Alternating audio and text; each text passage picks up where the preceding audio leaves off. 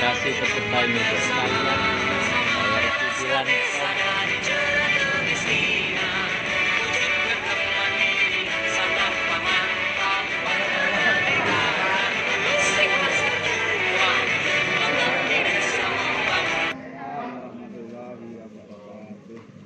Yang saya hormati Bapak Koordinator Kabupaten Bapak Puluh, beserta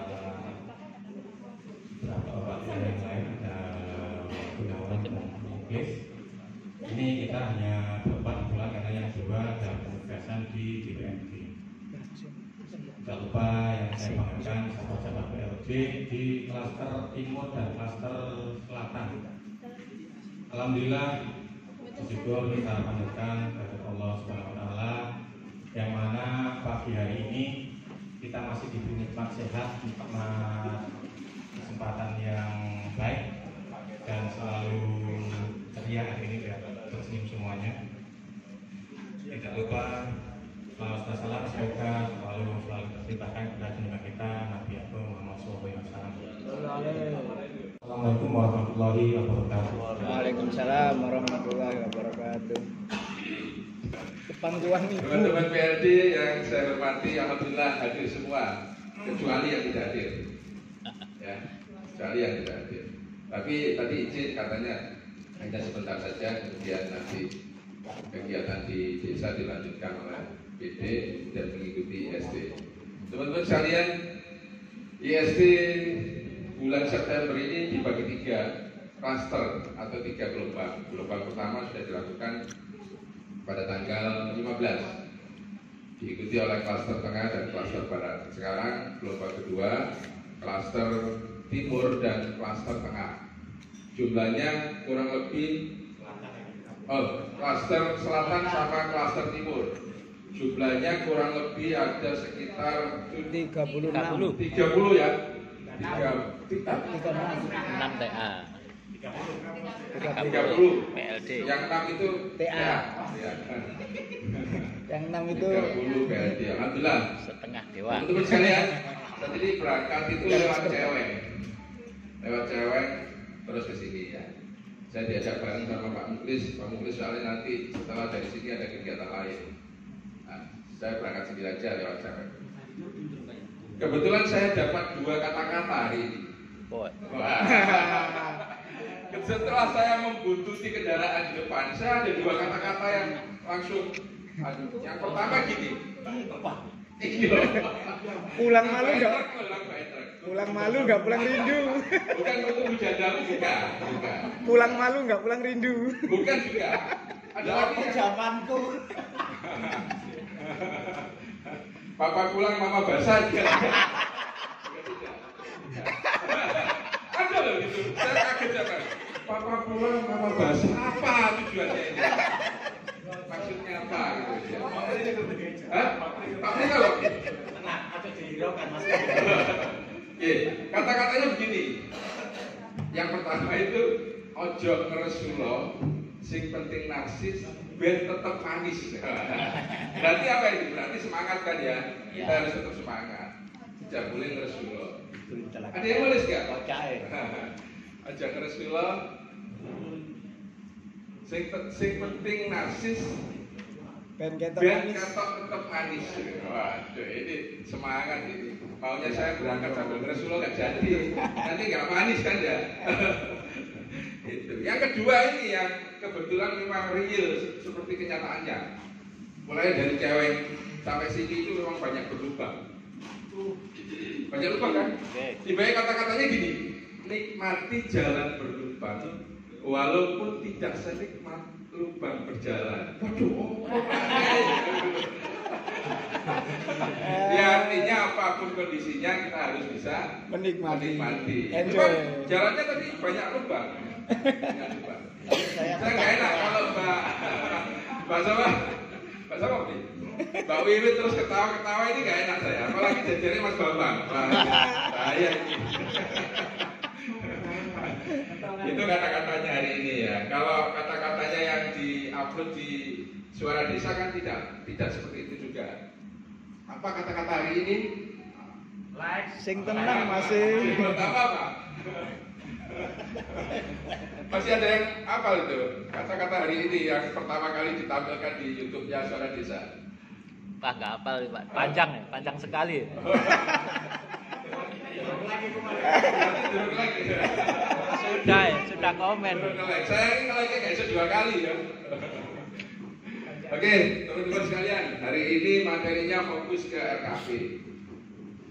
Penyusunan dokumen perencanaan tahunan desa, RKP desa ya tahun 2023. Ada beberapa dari teman-teman yang hadir di sini, dampingan desanya itu ada setelah saya cek ya di pemantauan form, ada yang belum melakukan pembentukan tim sus. Ada ya? Ada. Ada. Padahal ini sudah September tanggal 20. September tanggal 20 saya jadi ingat apakah di RP-nya teman-teman sudah 100? Oh sudah ya, alhamdulillah kalau sudah. Kalau belum, hari ini di-100-kan. Ya, segera diisi catatan-catatan yang kemarin belum sempat diisikan, dibuka lagi catatannya, fotonya dicari, dokumennya dicari, ya. Kemudian untuk ngisi deskripsinya supaya bisa ngisi DRP. Ya. Ada itu kira-kira kendalanya apa ya? Itu tinggal dicoba Mas Gun yang penyusunan tim sun ya. Coba itu sudah di atasnya itu. Nah, tuh. Saya dari Mojowarto, berapa desa yang belum membentuk tim sun? Ini sudah September mau habis. Berapa desa? Coba desanya, desa dampingannya. Ya, berapa desa? Satu desa mana? Sidokerto. Kira-kira apa? Konflik antara BPD dengan Pemda. Konflik dengan BPD dengan apa yang dikonflikkan, Pak? Kira-kira? Saya kurang paham. Terus sudah ditangani? Sudah Sudah ditindaklanjuti. penanganan masalahnya? Sudah. Terus tapi sampai sekarang belum meluncur jadwal di RKP. Sudah itu berarti sudah clear masalahnya, sudah selesai. Tetapi tim sunnya belum muncul jadwal sampai sekarang. Belum muncul jadwal. Jadwal apa? Jadwal tim sun untuk musdas awal itu. Jadwal muncul. Terus tidak di TL lagi. Sudah. Hasilnya? Gampang. Nihil. Gampang. Oke, sudah ketol. Mojowarto hanya satu berarti, sudah ketol aja ya? Sudah ketol. Sekarang geser ke Ngoro. Ada desa yang belum, mana Mas? Subaras. Lalu Subaras menyusun. Belum membentuk tim. Kenapa? Sudah saya sampaikan kata kepala desa. Kepala dusun. Iya. Apa hubungannya tim sun dengan kepala dusun? Kebiasaan seperti itu, Pak. Tangan kanan. Masa ada hubungannya sih pembentukan tim sun dengan kepala dusun itu loh maksudnya? Apakah kepala dusun? Kita komunikasi dengan pihak kecamatan. Akhirnya pihak kecamatan menurunkan kirim surat ke desa. Kalau yang tahun-tahun kemarin itu dijadwal oleh kecamatan untuk penyusunan tim penyusun itu dijadwal. Dibatasi di deadline sampai tanggal 19 September. Ternyata desa tidak respon. Akhirnya kemarin kecamatan membuat jadwal lagi, kirim surat lagi ke desa. Harus walaupun ini jangan dilihat ya, jangan terlihat bahwa kita itu mengatur desa. Tapi kalau kita itu datang kemudian hanya tanya, Pak, kapan jadwalnya pembentukan tim sur? Kapan musdes? Gak akan jalan. Tapi kita harus intervensi. Yaitu yang pertama kali adalah citra diri pendamping. Bagaimana kita bisa merubah desa kalau kita sendiri tidak berubah? Kalau dulu itu kan bulan Juni, kalau 114 ya, 114 bulan, ingat desa itu memang di kredo pendamping kan kita harus mulai dari desa ya, harus mulai dari desa, melihat potensi desa, bukan mulai dari kita, mulai dari desa ya, bahkan kita harus sampai tinggal di desa dan lain sebagainya, itu kredo. Tapi kadang-kadang kalau dibiarkan desa itu, Permen Desa 21 itu tidak akan hidup ketika itu tidak benar-benar difasilitasi oleh teman-teman. Jadi sebenarnya teman-teman itu kan pelaku proses ya. Ya kudune terkait dengan aturan yang akan dibawa difasilitasi ke desa ya kudune wis ngewes kabeh. Tahapan itu hafal. Tidak hanya hafal tapi ya mampu diimplementasikan. Jadi kalau sekarang sebenarnya kita uji sebenarnya metodenya agak berbeda dari sebelumnya. Jadi nanti akan melakukan analisa ya, teman-teman akan melakukan analisa apa yang sudah dilakukan. Ya. Jadi desa itu ya sebenarnya tanpa didampingi melaku sebenarnya. Melaku, yakin aku melaku. Makanya sebenarnya yang harus kita perbaiki adalah sikap fasilitasi kita. Nah, kalau kita hanya mencatat apa yang dilakukan desa, yuk gak ada perubahan. Selamanya masalah ini akan berulang di tahun depan. Pembentukan tim penyusun dimulai di September, nanti selesai mungkin di Desember. RKP itu ditangani September. APBD itu selesai mungkin di Februari, ditangani di Desember. Akan selalu itu. Jadi sebenarnya kalau kita biarkan sama dengan kita membiarkan program gagal atau berjalan ya tidak ada dampak baiknya kita ada di desa ya. Ini kritik kita ya, kehadiran kita.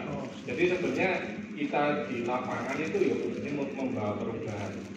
Sekali lagi tidak hanya mencatat apa yang dilakukan desa, tidak hanya melakukan pendataan. Jadi kalau misalkan proses yang dilakukan seperti ini ya, Permendagri 114 tahun 2014 itu relatif lama, sudah diimplementasikan 8 tahun dan desa itu sangat familiar dengan itu. Ini adalah Permen Desa 21 sekarang, karena Permendagri itu dengan Perpres yang baru itu sebenarnya sudah tidak relevan digunakan.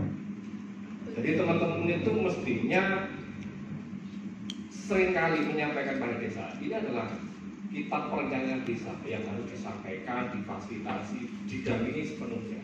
Jadi dibiarkan, ya saya kira tidak ada perubahan. Ini Permen Desa loh ya, tidak Permendagri. Mestinya hero kita lebih kuat ya, apalagi tadi catatan ada beberapa desa yang tahapan awal saja belum dimulai. Ini kan saya kira hasil itu tidak akan pernah mengkhianati proses yang dilakukan.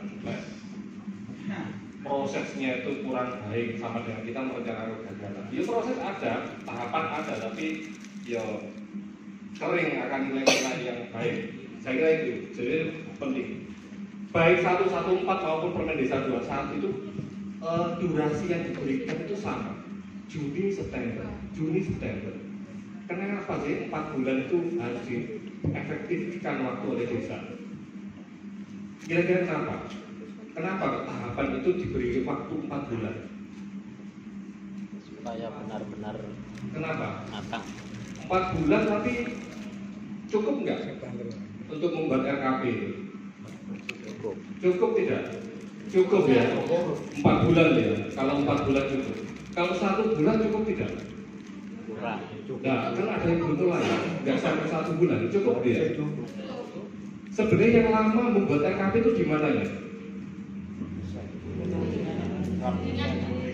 Apa ya? Ratusan. Saya melihat ini Pak, di tahapan 4 ya. Ini tim penyusun itu membuat rancangan RKP itu sudah dilengkapi dengan rencana anggaran biaya dan desainnya. Loh, kalau sampai menyadari itu iya, apa Pak nggak mulai ke Juni? Nah itu problemnya ini kan pacet. Tahun kemarin problemnya ini sehingga APBD Semoro ini. Padahal itu ada pendamping ya. Beda kalau nggak ada pendamping. Ini yang koreksi kita. Kementerian Desa itu sebenarnya membuat stimulus ribet itu luar biasa. perencanaan desa, ketepatan perencanaan desa sebagai salah satu indikator kinerja desa. Kalau desa tepat waktu dalam perencanaan itu mendapat skor lebih tinggi daripada desa yang terlambat. Nah, desa itu paham nggak? Nah, pendamping paham nggak? Nah, artinya ini konsekuensinya logis ya, bahwa ketepatan ini ketepatan proses ya. Jadi kalau ada RKP yang ditetapkan di September, itu pasti poinnya lebih tinggi daripada ada RKP yang ditetapkan lewat dari September. Jadi ini sebenarnya harus juga dikuatkan ke desa bahwa tahapan di desa itu dinilai, meskipun sebenarnya tanpa harus menunggu surat-surat dan sebagainya, itu sebenarnya desa sudah diperintah oleh undang-undang 6 itu sudah, oleh Permendesa sudah diperintah. Jadi harapannya ini evaluasi bersama. Ini kan seperti cermin kita. Oh, ternyata data ini sebenarnya tidak bisa dirubah ya. Data ini setiap saat dilaporkan. Jadi kalau misalkan tadi ada beberapa desa yang melaporkan tim penyusunnya itu dibentuk di bulan 9, itu sudah nggak bisa dirubah. Nanti penetapan RKP-nya bulan apa? Kelihatan, karena ini dilaporkan pusat. Jadi ini mestinya itu difasilitasi kepada desa bahwa ini serius ya, pengawalan Permendesa 21 tahapan RKP desa sampai ditetapkannya itu memang dipantau oleh pusat, tidak hanya sekedar dokumen. Dan nanti sebenarnya kita usulkan bahwa 26 lampiran RKP desa itu harus terbukti dokumennya ada, tidak hanya dilaporkan catatannya saja. Jadi misalkan tahapan pembentukan tim penyusun itu ada 3 dokumen, ya. Tim pembentukan tim penyusun ini ada 3 dokumen. Ada keputusan kepala desa tentang tim sul, ada BA, berita acara pemimpin upload dokumen di 302 desa, ada 26 dokumen. Jadi ini sekaligus bukti portofolio pendampingan kita. Jadi dokumen itu terlihat nyata adanya, bukan fiktif. Jadi ngomong-ngomong RKP lalu dokumen prosesnya nggak ada. Jadi tolong disiapkan. Kemarin sebenarnya bentuk proses fasilitasi kita itu ada sistematika dokumen RKP desa itu sudah dipahami dan disampaikan kepada desa belum? Sudah ya, ada 26 lampiran RKP itu ya. Jadi dipastikan 26 lampiran itu nanti setiap PD di wilayah PLD di wilayah bandingan itu diarsipkan, didokumentasikan, dan PLD itu punya arsipnya dokumen itu. Jadi lampiran pertama sampai lampiran yang terakhir 26 sampai perdes penetapan RKP desa. Ada pandangan BPPD, ada berita acara musresbab dan pembentukan kepanitiaan des itu lengkap. Jadi tidak hanya lampiran tahapan, oh sudah bukti ya sekarang.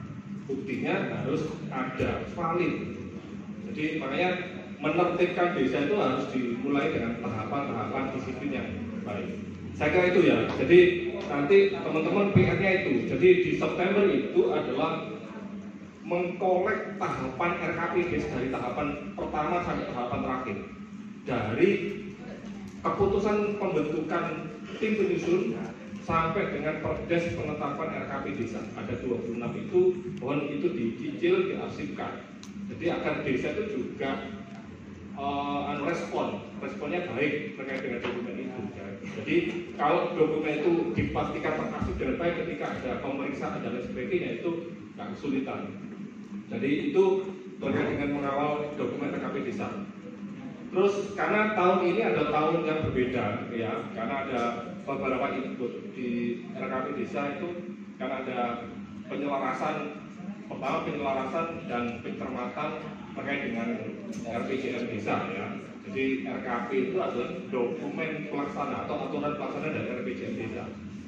Jadi dipastikan kesesuaian apa yang direncanakan dengan apa yang sudah dicantumkan dalam dokumen induk di RPJM desa. Yang kedua adalah penyelarasan dengan program dan kegiatan di supradesanya di kabupaten. Yang ketiga adalah capaian laju SDGs desa. Nah, ini hal yang baru sehingga ini harus juga dikuasai. Ya, ini sebenarnya tahun kedua tapi diseriusi di tahun ini. Yang selanjutnya adalah misalkan kesesuaian dengan dengan Untuk iki Mas. kerjasama desa. Jadi nanti kita akan coba Tak gawe ini video. simulasi apa? Tutorial. Mohon nanti dikondisikan ya, nanti disampaikan Pak Muklis ya, secara teknis ya. Oh ya,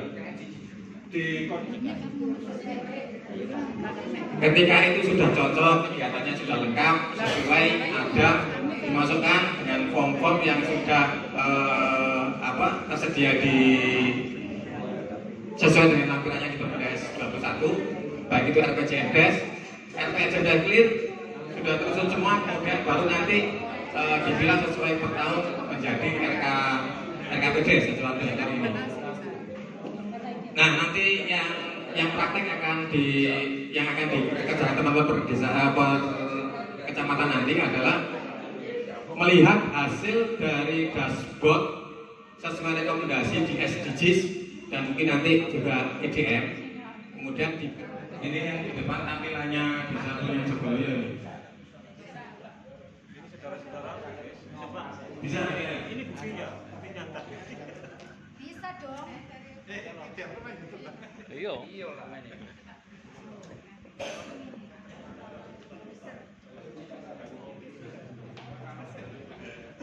Merangkum beberapa hal tadi yang sempat disampaikan oleh Pak Windu, Pak Kun dan Pak Pri terkait kebutuhan ISD kita pada siang ini. Yang pertama adalah kita berangkat dari Permendes 21 tentang pedoman pembangunan desa. Makanya dari situ dulu. Kemudian yang kedua, beberapa waktu yang lalu, mungkin 1-2 bulan yang lalu, DPRD sudah mengeluarkan surat terkait penyusunan RKP desa tahun 2023. Tidak baca suratnya dan file-filenya soal RKP. Nah itu ya. Jadi semenjak tahun 2023 atau dimulai pada perencanaan tahun 2022 ini, struktur RKP itu berbeda dengan tahun-tahun sebelumnya. Struktur sistematika RKPDes. Terutama perbedaannya yang paling mencolok adalah di poin 3.2. Di sana ada secara gamblang bisa kita lihat tentang analisa SDGs. Oke ya, dulu nggak ada itu analisa SDGs, sekarang ada. Itu berdasarkan Permendes 21 tahun 2020. Ya, jadi mau tidak mau semua RKP desa itu harus menuju pada Permendes 21. Nah, maka kepentingan kita saat ini di SD yang ini tadi ini loh. Kecamatan mana, Bapak? Mas Jaga. Oh, ini dari Kecamatan Mojo Agung. Lucu-lucu wonge Mas. Nah, ini dari Kecamatan Mojowarno.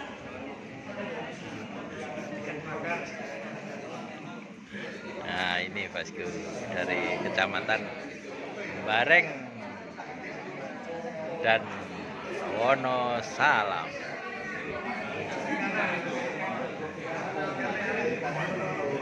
Kalau ada kesulitan nanti bisa bertanya ya. Oh, alhamdulillah. Makasih. Bundel-bundel nih, Bang.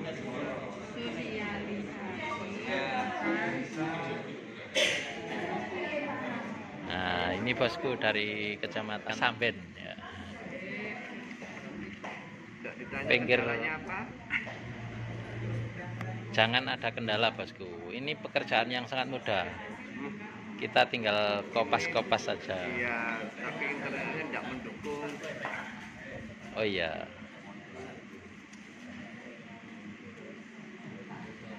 Semangat, semangat. Nah, ini masih yang terakhir. Kecamatan Sumombito.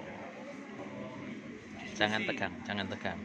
Penyusunan rekomendasi analisis SDG SDGs untuk tahun anggaran 2023. Sumobito Jaya.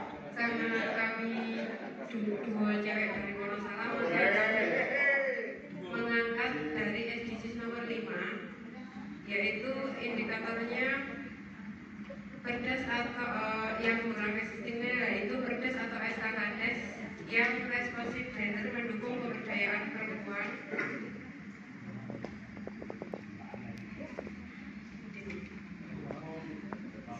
Perdes atau SKKDes tentang responsif gender. Langkah apa yang diperlukan? Yakni yang pertama adalah pembuatan perdes pemberdayaan tentang pemberdayaan perempuan. Yang kedua, peningkatan kapasitas perempuan. Di sini bisa beberapa pelatihan perempuan yang dilaksanakan oleh desa. Saya dari tim Kecamatan Sumobito akan memaparkan dari hasil analisa tentang SDGs dan kesesuaian dan kondisi desa ini yang ada di Sumobito. Jadi ini kita ada 5, nanti akan kita paparkan.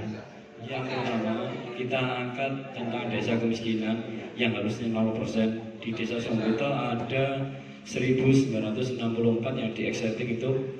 Untuk tahun 2023 kita ambil hanya 218 jiwa. Dan untuk desa yang kekurangan kondisi desa di Sumobito itu adalah satu, ada statement hari ini adalah bahwa terima kasih disampaikan kepada teman-teman PLD di wilayah zona barat, wilayah zona timur dan selatan yang diikuti oleh 8 kecamatan untuk mengikuti IST PLD di bulan September 2022. Teman-teman, progres atau program dari IST ini nanti akan dilakukan setiap bulan.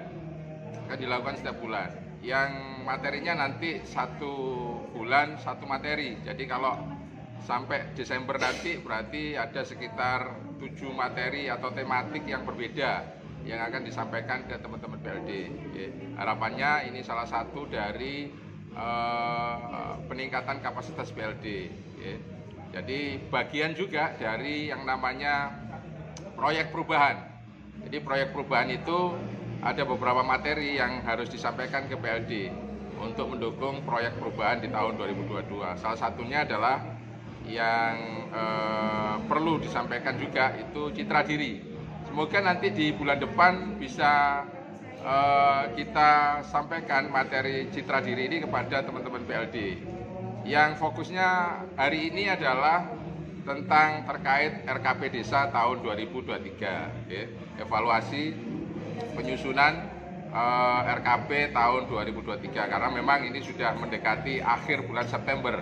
Harapannya di akhir bulan September itu semua desa yang didampingi oleh teman-teman PLD sudah melakukan tahapan penyusunan RKP Desa sesuai dengan Permendes 21 tahun 2020. Harapannya seperti itu. Terima kasih sekali lagi saya sampaikan ke PLD. Semoga ini bagian dari salah satu yang bisa kita upayakan untuk selalu meningkatkan kapasitas PLD. Terima kasih.